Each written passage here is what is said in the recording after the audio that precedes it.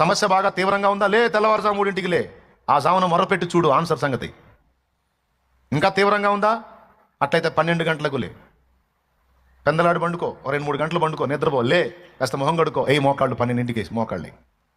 అందరూ నిద్రకు ఉపక్రమించే టైం, ఇక నువ్వు మేలుకునే టైం. లే, నీకు తృప్తి కలిగినంత వరకు 1 గంట చేస్తావో 2 గంటలు చేస్తావో చెయ్యి, తృప్తిగా చెయ్యి. కాసిన నీళ్లు తాగు, ప్రార్థన చెయ్యి, ప్రశాంతంగా వండుకో, దేవునికి అప్పచెప్పు. ఆ జావం లేచి దేవునికి అప్పచెప్పు, మొర్రపెట్టో, నీ ఓపిక. ఇక హాయిగా నిద్రపో. నీకు ఎట్లా నిద్ర వస్తుంది అంటారు ఎవరో, ఇంటోళ్ళో బయటోళ్ళో. నిద్ర రాకేం చేసింది? అప్పచెప్పాల్సిన వాడికి అప్పచెప్పే ఆయనే చూసుకుంటాడు. నేను నిద్ర మానుకొని, తిండి మానుకొని, దిగుళ్ళు వేసుకొని సమస్యతో ఉన్న వ్యక్తికి నేను ఒక సమస్యగా మారేదా? సమస్యతో ఉన్న వాళ్లకు మళ్ళీ మనం ఒక సమస్య. 4 లక్షల అప్పులైన నేను ఒకటి మందు తిన్నాడంట. 4 లక్షల అప్పులైన మందు తిన్నాడంట చచ్చిపోదామని. ఫ్రెండ్స్ తీసుకెళ్ళి హాస్పిటల్లో చేర్చారు. బతికిచ్చి బయటకు తెచ్చేసరికి 7 లక్షలు అయింది.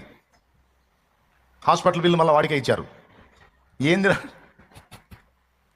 హాస్పిటల్ బిల్లురా? ఎట్లా, ఎంత కష్టపడి నేను బతికించుకున్నావు? ఎందుకు బతికిచ్చారు?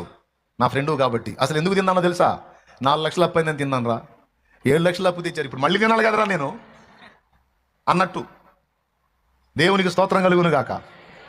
4కే వాడు తింటే మళ్ళీ 7 ఆల్రెడీ సమస్యలతో బాధపడుతున్న, సమస్యలే జాలం అన్నట్టు మళ్ళీ నువ్వు పేషెంట్ పోయి మళ్ళీ ఇంకా దరిద్రాన్ని పెంచుతావా? దేవుడు నీకు ఆరోగ్యవంతమైన దేహాన్ని ఇచ్చాడు, దాన్ని కాపాడుకోవాలి. అటు దేవుని కొరకు, ఇటు మానవుల కొరకు నువ్వు ఫలించాలంటే దాని హెల్త్ కాపాడు. లేకపోతే ఒక వ్యసనపరుడికి ఏ తీర్పు ఉందో నీకు అదే తీర్పు వచ్చింది. జాగ్రత్త. అర్థమైంది కదా?